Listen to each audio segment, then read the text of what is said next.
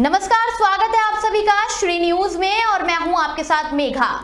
हरियाणा में मिली जीत को लेकर बीजेपी में खुशी की लहर दौड़ गई। इस मौके पर कांग्रेस और बीजेपी की अलग अलग प्रतिक्रियाएं देखने को मिली। आइए देखते हैं इस चुनाव को लेकर किसकी क्या प्रतिक्रिया रही। हरियाणा और जम्मू कश्मीर में हुए चुनाव को लेकर कांग्रेस और बीजेपी दोनों के लिए खट्टा मीठा अनुभव रहा। जहां जम्मू कश्मीर में नेशनल कॉन्फ्रेंस ने जीत हासिल की, तो वहीं हरियाणा में भारतीय जनता पार्टी ने तीसरी बार जीत हासिल कर यहां इतिहास रच दिया। विधानसभा में मिली इस जीत के लिए प्रधानमंत्री नरेंद्र मोदी ने हरियाणा की जनता का आभार व्यक्त किया।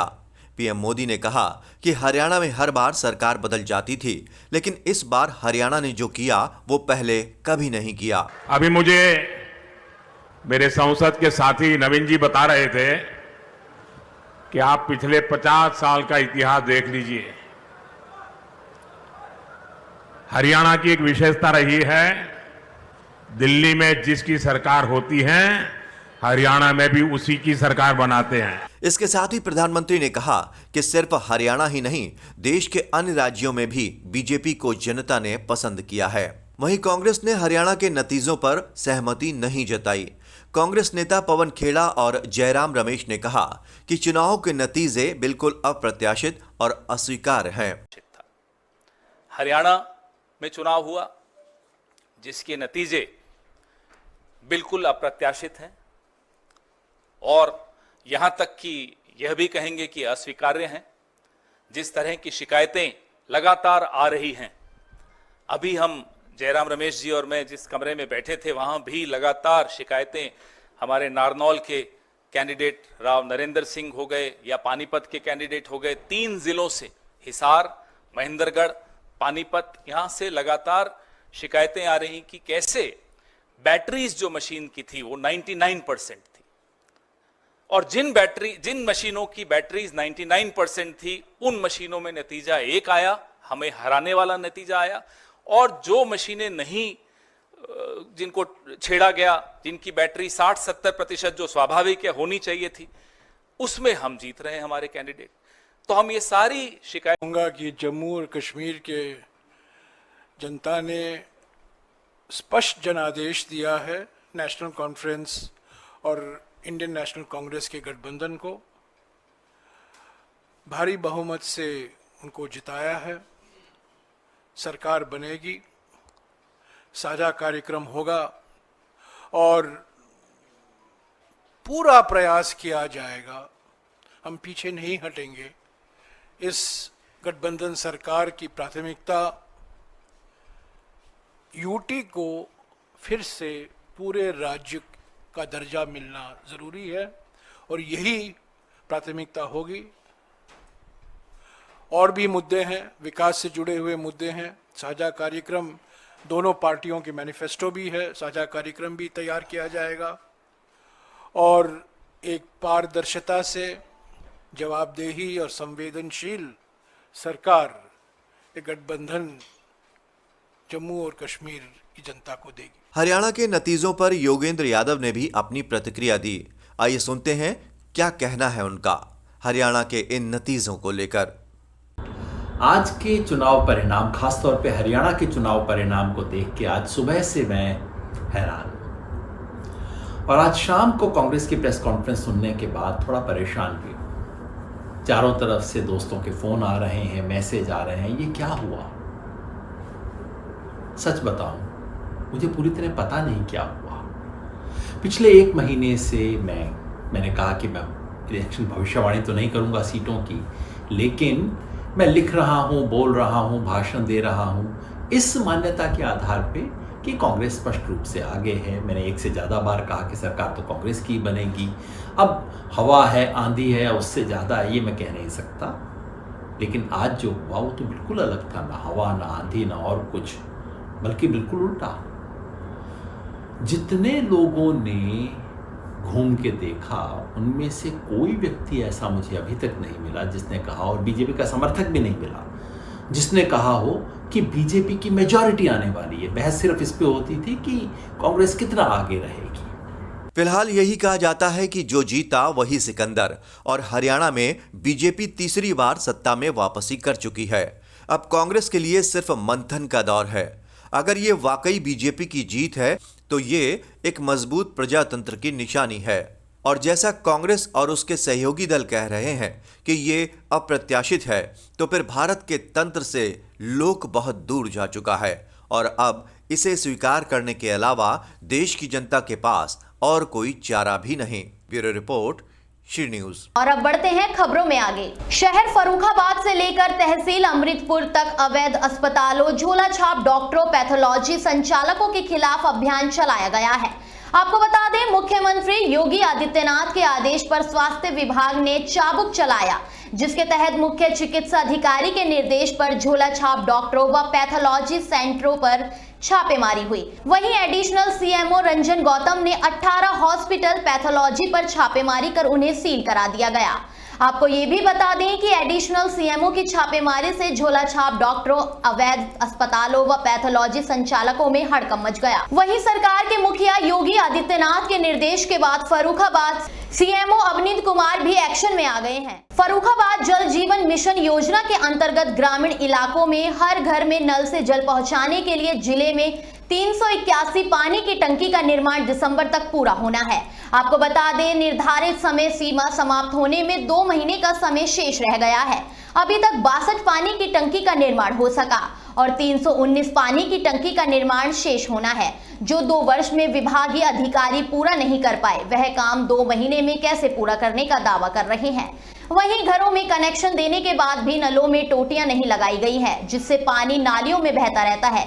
वहीं ग्रामीण जल जीवन मिशन के तहत हर घर मुफ्त नल कनेक्शन देने की सरकार की योजना ठेकेदार एवं अधिकारियों की लापरवाही और उदासीनता के कारण साकार नहीं हो पा रही है। आलम यह है कि जिन घरों में नल कनेक्शन लगाए गए हैं उनमें अधिकांश में पानी आना तो दूर, पानी की बूंद तक नहीं टपक रही है, और जिनमें पानी आ भी रहा है तो उसकी धार इतनी कम है कि बाल्टी भरने में काफी समय लग जाता है। बदायूं में 41 करोड़ के सीवर ट्रीटमेंट प्लांट का केंद्रीय राज्य मंत्री बीएल वर्मा ने शिलान्यास किया। आपको बता दें, मुख्य अतिथि माननीय श्री बीएल वर्मा, केंद्रीय राज्य मंत्री, भारत सरकार उपभोक्ता मामले, खाद्य और सार्वजनिक न्याय और अधिकारिता मंत्रालय। अति विशिष्ट अतिथि श्री दुर्विजय सिंह, शाखा क्षेत्रीय अध्यक्ष विशिष्ट अतिथि सदर विधायक पूर्व राज्य मंत्री श्री महेश चंद्र गुप्ता द्वारा निर्माण स्थल मीरापट्टी शेखपुर में सीवेज ट्रीटमेंट प्लांट निर्माण कार्य का भव्य शिलान्यास किया गया है। वहीं 41 करोड़ के सीवर ट्रीटमेंट प्लांट का केंद्रीय राज्य मंत्री बीएल वर्मा ने शिलान्यास किया और शहर के 2 नाले का गंदा पानी ट्रीट कर सीवर के माध्यम से सोत नदी में प्रभावित होगा। इस दौरान जिलाधिकारी बदायूं श्रीमती निधि श्रीवास्तव व वरिष्ठ पुलिस अधीक्षक बदायूं डॉक्टर ब्रिजेश कुमार सिंह तथा जनपद के अन्य अधिगण उपस्थित रहे। आज लगभग 41.5 करोड़ की लागत से सीवेज ट्रीटमेंट प्लांट जो बदायूं के लिए मिला है और उसका शिलान्यास किया है। इससे हमारे 2 ऐसे नाले जिनका गंदा पानी हमारी सोत नदी में जाता था, और माननीय प्रधानमंत्री जी और माननीय योगी जी हमेशा नदियों की पवित्रता की बात करते हैं। मुझे लगता है इस ट्रीटमेंट प्लांट से जहाँ एक तरफ हमारी सोत नदी जीवित होगी, वहीं पर वो जल भी शुद्ध जाएगा इसमें, और मैं समझता हूँ कि आने वाले समय में वो साफ जल कैसे हमको मिले। राहुल गांधी के संसदीय क्षेत्र रायबरेली में भाजपाइयों ने हरियाणा जीत पर जलेबी बांटकर जश्न मनाया है। इस दौरान भाजपा कार्यकर्ताओं ने शहर स्थित सुपरमार्केट में आने जाने वालों को भी जलेबी खिलाकर मुंह मीठा कराया है। आपको बता दें, जश्न की अगुवाई कर रहे भाजपा जिला अध्यक्ष बुद्धिलाल पासी ने कहा कि हरियाणा में लगातार तीसरी बार भाजपा की सरकार बनी है। हरियाणा की जनता ने प्रधानमंत्री मोदी की नीतियों पर एक बार फिर भरोसा जताया है। वहीं जिला अध्यक्ष ने आगे कहा कि राहुल गांधी को भारतीय संस्कृति का ज्ञान नहीं है। वह कहीं आलू से सोना बनाने की मशीन लगा देते हैं और कहीं जलेबी की फैक्ट्री खोलकर हजारों लोगों को रोजगार देने की बात करते हैं। यह जीत हरियाणा की जनता की जीत है। हरियाणा की जनता ने मोदी की नीतियों को सही ठहराते हुए भारी मतों से बीजेपी को जिताया है। हरियाणा के संभल स्थित जिला कार्यालय पर भारतीय जनता पार्टी के कार्यकर्ताओं ने जीत का जश्न मनाया।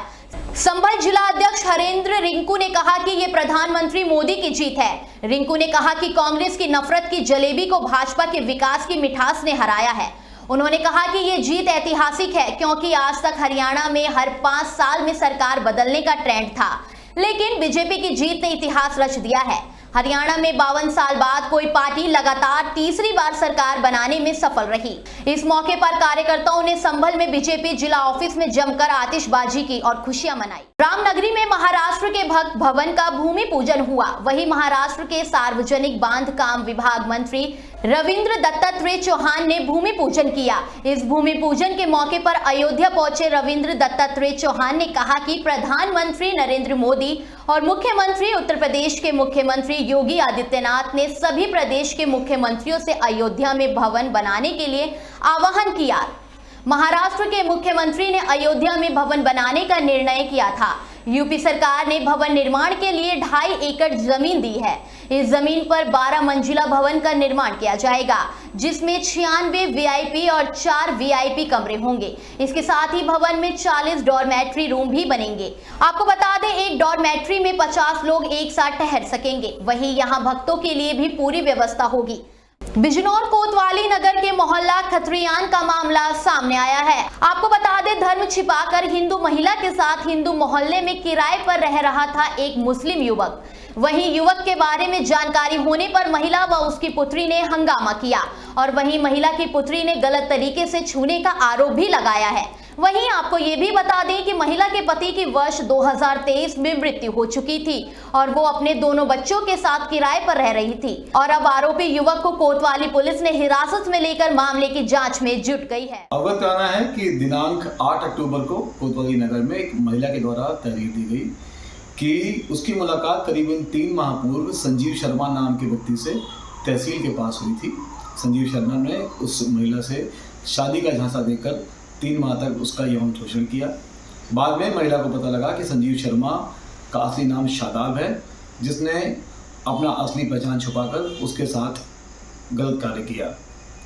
इस संदर्भ में थाना कोतवाली नगर में सुसंगत धाराओं में अभियोग पंजीकृत कर लिया गया है। महराजगंज जनपद के भारत नेपाल की सोनौली सीमा पर सुरक्षा में तैनात एसएसबी जवानों ने नेपाल से अवैध रास्ते से भारत में प्रवेश करते समय एक ब्राजील के नागरिक को गिरफ्तार किया है। आपको बता दें, पकड़े गए ब्राजील नागरिक के पास भारत में प्रवेश करने का वीजा एवं कोई भी वैध कागजात नहीं थे, जिसके बाद एसएसबी जवानों ने पुलिस के गिरफ्त में दे दिया। सोनौली पुलिस ने विदेशी नागरिक के खिलाफ 14 विदेशी अधिनियम के तहत मुकदमा दर्ज कर उसे गिरफ्तार कर लिया है। जानकारी के मुताबिक ब्राजील निवासी 32 वर्षीय जो आकिम डॉस सेंटोस नेता, जो पेशेवर से वेबसाइट डिजाइनर है और काम की तलाश में भारत के राजस्थान जाना चाह रहा था। उसके पास भारत में प्रवेश करने के लिए वीजा नहीं था, इसलिए अवैध रास्ते से भारत में प्रवेश करना चाह रहा था, लेकिन सीमा पर तैनात सुरक्षा एजेंसी की चौकसी से उसे गिरफ्तार कर लिया गया। अपर पुलिस अधीक्षक आतिश सिंह ने बताया कि पकड़े गए विदेशी नागरिक के खिलाफ 14 विदेशी अधिनियम एक्ट के तहत मुकदमा दर्ज कर जेल भेजने की कार्यवाही की जा रही है। भारत नेपाल अंतर्राष्ट्रीय सीमा पर एक ब्राजील नागरिक जोकियम डोस सेंटोस नेटो को हिरासत में लिया गया है। इसके जब पेपर को चेक किया गया तो इसके पास से पासपोर्ट तो मिला है, लेकिन कोई वीजा उपलब्ध नहीं था। यह जानकारी मिली है कि यह नेपाल के रास्ते भारत में प्रवेश करने का प्रयास कर रहा था। पूछताछ में इसके द्वारा अवगत कराया गया है कि ये काम के लिए कई देशों में भ्रमण करता है। इसी दृष्टिकोण से ये नेपाल से भारत में प्रवेश करने का प्रयास कर रहा था। चूंकि इसके कोई वैध कागजात वीजा संबंधी नहीं है, इसलिए इसे थाना सोनौली पर एसएसपी द्वारा एक प्रार्थना पत्र दिया गया है, जिसमें अभियोग पंजीकृत करने के लिए बताया गया है। इसमें 14 विदेशी अधिनियम के तहत अभियोग पंजीकृत करते हुए अग्रिम विधिक कार्रवाई की जा रही है। सहारनपुर कोतवाली गंगोह के खानपुर गुजर गांव का मामला सामने आया है, जहां एसडीएम संगीता राघव एवं नकुड़ पुलिस क्षेत्राधिकारी द्वारा एक अवैध रूप से चल रही पटाखा फैक्ट्री पर छापेमारी की गई। आपको बता दें, एसडीएम नकुड़ के अनुसार फैक्ट्री का लाइसेंस निलंबित होने के बावजूद इसे गैर कानूनी तरीके से चलाया जा रहा था। इस छापेमारी में भारी मात्रा में अवैध पटाखा बनाए जाते हुए पाए गए हैं और एसडीएम ने बताया कि फैक्ट्री संचालक ने कानून की अनदेखी करते हुए इसे पुनः चालू रखा था, जिसके चलते फैक्ट्री मालिक के खिलाफ गंगोह थाना में एफआईआर दर्ज कराई गई और आगे की कानूनी कार्रवाई की जा रही है। पुलिस और प्रशासन की इस कार्यवाही से क्षेत्र में अवैध गतिविधियों पर कड़ी नजर रखने का संकेत भी मिला है। यह छापेमारी आगामी त्योहारों के मद्देनजर और सुरक्षा की दृष्टि से एक महत्वपूर्ण कदम साबित हुई है। सीतापुर में दुर्गा पूजा के दौरान शॉर्ट वीडियो बनाते समय अचानक एक किशोरी की अचानक मौत हो गई। युवक के दोस्तों ने उसे अस्पताल में भर्ती कराया, जहां डॉक्टरों ने उसे मृत घोषित कर दिया। जानकारी के मुताबिक 17 वर्षीय विकास चौहान अपने दोस्तों के साथ पास के ही देवहरा गांव में दुर्गा पूजा में शामिल होने के लिए गया था। वहां जाकर विकास शॉर्ट वीडियो बना रहा था, तभी अचानक जमीन पर गिर पड़ा और उसकी मौत हो गई। विकास के परिजनों का कहना है कि विकास का इलाज चल रहा था, उसे बार बार चक्कर आते थे जिससे वो बेहोश होकर गिर जाता था। फिलहाल विकास की मौत से उसके परिवार में दुख का माहौल है। सुल्तानपुर में बीती देर शाम अंडा व्यापारी को गोली मार दी गई। गोली मारने के बाद बदमाश मौके से फरार हो गए। आनन फानन में घायल व्यक्ति को इलाज के लिए जिला अस्पताल पहुंचाया गया, जहां डॉक्टरों ने उसे लखनऊ रेफर कर दिया है। आशंका जताई जा रही है कि पुरानी रंजिश में इस घटना को अंजाम दिया गया है। फिलहाल सूचना पर पहुंची पुलिस मामले की जांच पड़ताल करने के साथ साथ हमलावरों की तलाश में जुट गई है, जिसके लिए 4 टीमें गठित की गई। इस खबर में मेरे साथ इतना ही। देश और दुनिया की तमाम खबरों को जानने के लिए जुड़े रहिए श्री न्यूज के साथ।